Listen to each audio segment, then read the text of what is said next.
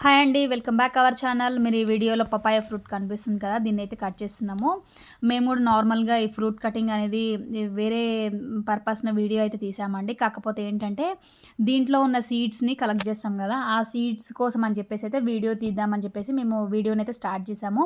ఇలా తీసుకున్నాక ఏమైందంటే కామన్‌గా మనం ఏందంటే చెట్టుకి పండ్లను చూస్తాం గానీ, పండు లోపల అయితే చెట్టుని చూడం కదా! కాకపోతే ఈ వీడియోలో అదే చూస్తున్నామనమాట. పపాయ ఫ్రూట్‌ని కట్ చేసిన తర్వాత దాని లోపల మేము ఒకసారి సీడ్స్ కోసం అని చెప్పేసి ఈ వీడియోని తీసుకుందాం అనుకుంటే, మీకు సీడ్స్ కాదు డైరెక్ట్ చెట్లే ఇస్తానని చెప్పేసి ఈ ఫ్రూట్ అంటుందనమాట మనకి.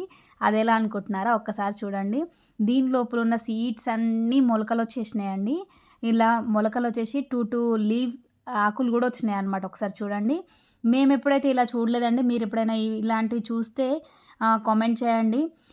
వేరే ఫ్రూట్స్ గూడా ఇలానే ఉంటదా? లేకపోతే ఈ ఫ్రూట్‌కి ఇలానా? ఎందుకిలా అయిందో గూడా మాకు తెలీదండి. కామన్‌గా అయితే మనం బయట పెట్టినాక సాయిల్‌లో గానీ, లేకపోతే సీడ్ అదే స్పోర్ట్స్ చేస్తాం గదా! ఆ ప్రాసెస్‌లో అయితే చూషినాం గానీ, పండు లోపల మొలకలు చూడడం అయితే ఇదే ఫస్ట్ టైమ్ అండి. కొన్నైతే 90% అయితే మొలకలొచ్చినాయన్నమాట. ఒక 10% మాత్రమే రాలేదు. సరే అని జెప్పేసి అవైనా కలెక్ట్ జేసుకుందాంలే అని జెప్పేసి ఇలా మొలకలైతే సీడ్స్ అయితే కలెక్ట్ చేశామనమాట. ఈ మొలకలనేంటంటే మేము నాటినామండి. అవి వస్తాయో రాదో చూద్దాం ఒకసారి.